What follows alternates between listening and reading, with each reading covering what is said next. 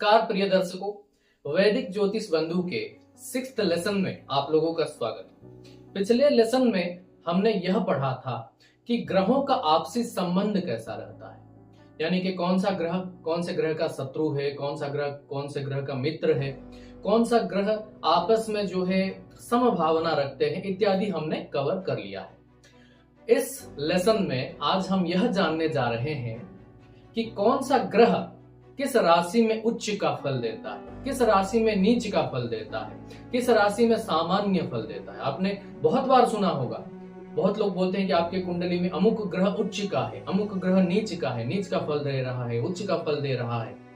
तो यह होता कैसे है, इसके पीछे क्या लॉजिक है और क्या एस्ट्रोलॉजिकल सिद्धांत है। तो चलिए बिना देरी करते हुए कागज कलम के सेशन की तरफ आगे बढ़ते हैं। पार्ट 6 में आप लोगों का स्वागत है। आपके सामने एक छोटा सा जो है सारणी प्रस्तुत कर रहा हूं, एक टेबल। बहुत ही आसानी से आप सब कुछ समझ सकते हैं, फिर भी समझा रहा हूं। देखिए यहाँ पर ग्रहों का नाम लिखा हुआ है, 9 ग्रहों का यहाँ पर नाम लिखा हुआ है, और कौन से राशि में कौन सा ग्रह उच्च का होता है और कौन से राशि में कौन सा ग्रह नीच का होता है वो लिखा हुआ है। सूर्य मेष राशि में उच्च के होते हैं, तुला राशि में नीच के होते हैं। चंद्र अगर किसी के कुंडली में वृषभ राशि के हैं तो उच्च के प्रभाव देंगे, और वृश्चिक राशि के हैं तो नीच के प्रभाव देंगे। मंगल मकर राशि में है तो उच्च के हैं और कर्क में नीच के हैं। बुध कन्या राशि में, कन्या इनका स्वराशि भी है, ठीक है। पार्ट 1 में हमने ऑलरेडी पढ़ चुके हैं कि कौन से ग्रह का राशि कौन सा है, ठीक है। तो बुध एक ऐसा ग्रह है जो कि स्वराशि में ही उच्च के होते हैं। फिर मीन राशि में बुध जो है नीच के हैं, ठीक है। इसका ठीक उल्टा है शुक्र, मीन राशि में उच्च और कन्या राशि में नीच। बुध कन्या राशि में उच्च, ठीक है, और मीन में नीच। शुक्र मीन में उच्च, कन्या में नीच। मंगल का ठीक उल्टा है बृहस्पति, ठीक, यानी कि गुरु। मकर राशि में मंगल उच्च का है, गुरु मकर राशि में नीच के हैं। मकर राशि में कर्क राशि में मंगल नीच का है, कर्क राशि में गुरु उच्च के हैं, ठीक है। इसको आसानी से आप याद रख सकते हैं, ठीक है। और वैसे ही सूर्य और शनि का भी ठीक उल्टा है। सूर्य मेष में उच्च के हैं, शनि मेष में नीच के हैं। सूर्य तुला में नीच के हैं, शनि तुला में उच्च के हैं। राहु केतु के भी ऐसा ही है, राहु मिथुन में उच्च के हैं तो केतु मिथुन राशि में नीच के होते हैं, और केतु जो है धनुराशि में उच्च के हैं और राहु देखिए धनुराशि में नीच के हैं। तो ऐसे इसको बहुत आसानी से याद आप रख सकते हैं। तो आपको जो भी अपना फॉर्मूला लगाना है आप उसको लगा करके जो है आप इसको याद रखिए। आसानी से बहुत से जगहों पर इतना ही पढ़ाया जाता है कि कोई भी ग्रह अगर इन राशियों में है तो उच्च का प्रभाव देगा या नीच का प्रभाव देगा। लेकिन सटीक जानकारी मैं आपको बताता हूं जो ज्योतिष का शास्त्र बताता है, जो शास्त्र में उल्लिखित है। अभी जो चीज आपके सामने उजागर कर रहा हूं उसके ऊपर ध्यान दीजिए। मैंने ऑलरेडी आपको जो है ग्रहों के अंश के बारे में या डिग्री के बारे में बताया हुआ है कि कितने अंश का ग्रह या कितने डिग्री का ग्रह कौन से अवस्था में होता है। तो जब ग्रह उच्च का हो या नीच का हो तो यहां पर डिग्री मायने रखता है। यानी कि सूर्य अगर मेष राशि में बैठे हैं, अगर उनका डिग्री 10 डिग्री तक है तब ही वो उच्च के हैं। अगर 12 डिग्री का सूर्य मेष में बैठा है तो वो उच्च का नहीं सामान्य हो जाएगा, सामान्य सूर्य रहेगा, सामान्य प्रभाव देगा। ठीक उसी तरह तुला राशि में अगर सूर्य है तो अगर 10 डिग्री के अंदर है सूर्य तो नीच के हैं। अगर 15 डिग्री का सूर्य है, 20 डिग्री का है, 25 डिग्री का है, 28 डिग्री का है, 10 डिग्री से थोड़ा भी अधिक है तो फिर वो सामान्य माना जाएगा। हाँ, नीच प्रभाव में जरूर है लेकिन सूर्य नीच का नहीं है, प्रभाव में है लेकिन नीच का नहीं है। कोई भी ग्रह मान के चलिए, गुरु का तो बहुत सारे लोग बोलते हैं कि मेरे कुंडली में कर्क राशि में बृहस्पति बैठा है और बृहस्पति मेरा उच्च का है। नहीं, बहुत कम कुंडली में बृहस्पति 5 डिग्री तक का होता है।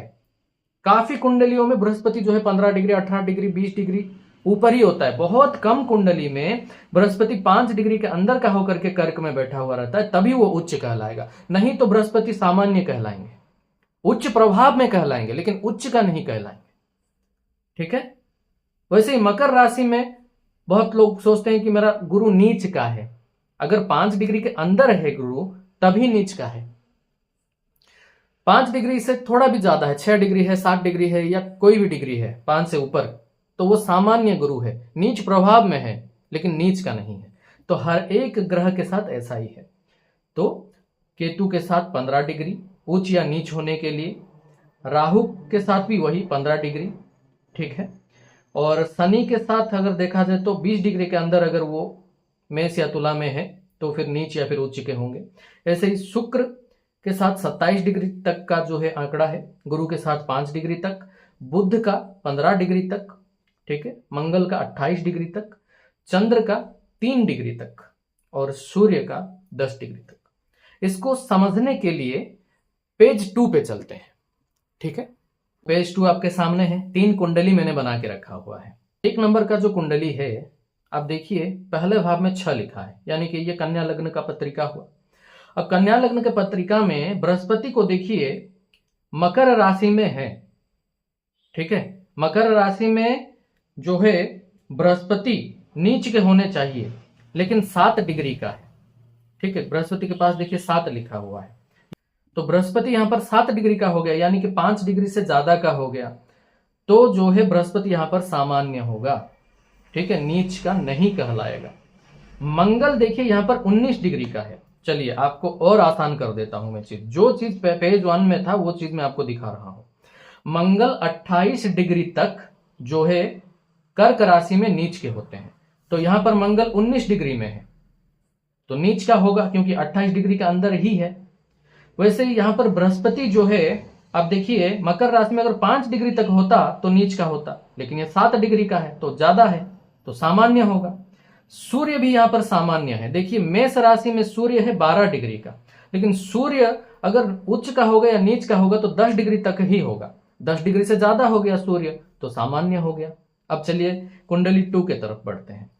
देखिए दूसरे कुंडली में ये देखिए 3 नंबर लिखा हुआ है, तो मिथुन लग्न की पत्रिका है, और मिथुन लग्न की पत्रिका में कन्या राशि में देखिए बुध 10 डिग्री के होकर के बैठे हैं। अब देखते हैं, बुध जो है कन्या राशि में उच्च के होने चाहिए लेकिन 15 डिग्री तक, तो यहां पर 10 डिग्री के हैं, तो उस हिसाब से बुध यहां पर सही में उच्च के हुए।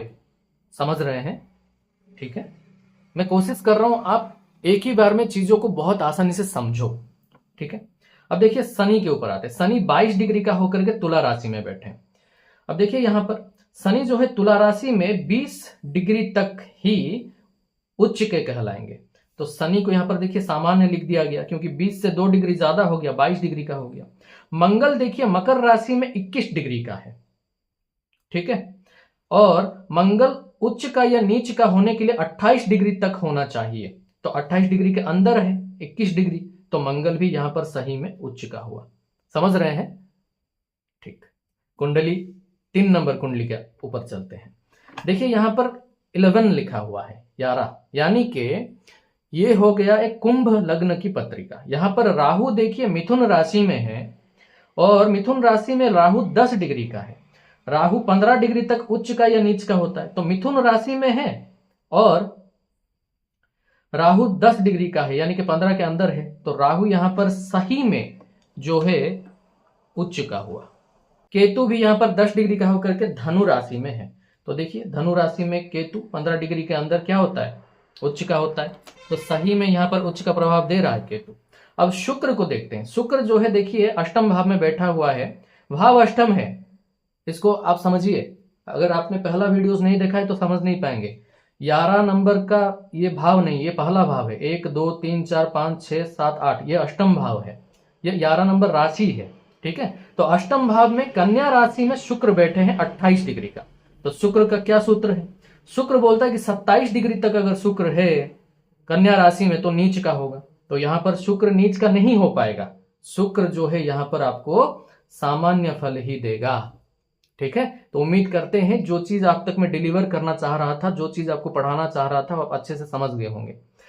काइंडली जो हौसला के साथ मैं वीडियो बनाने आता हूं, लेसन्स बनाने आता हूं, उसको प्रोत्साहन देने के लिए आपके हृदय से निकला 2-4 शब्द कमेंट जरूर करिएगा, जिससे हमको और हौसला मिले कि और अच्छे अच्छे लेसन्स आपको दें। और वीडियो को लाइक जरूर करिएगा, छोटा सा आइकन है, क्लिक करते ही लाइक हो जाएगा, वीडियो को लाइक जरूर करिएगा। ठीक है, तो इस तरह से जो है हम ग्रहों को उच्च का है या नीच का है उसको समझते हैं। ठीक है, सबसे बड़ा रोल प्ले करता है डिग्री। ठीक है, काफी जगह पर डिग्री को देखा ही नहीं जाता है, बस अगर मेष राशि में सूर्य है तो उच्च का बोल देंगे, नहीं, 10 डिग्री के अंदर ही मेष राशि में सूर्य उच्च का होगा। ऐसे ही सारे ग्रहों के साथ यह डिग्री लागू होता है, यह रूल लागू होता है, जो कि ओरिजिनल जो है शास्त्रगत एस्ट्रोलॉजी कहता है। ठीक, चलिए आप लोगों के साथ पार्ट 7 में फिर से मिलता हूं और ज्ञानवर्धक कार्यक्रम के साथ। तब तक के लिए आप लोग खुश रहिए, सनातन का जयगान करते रहिए। आप सबको मेरी तरफ से सहृदय जय श्री राम।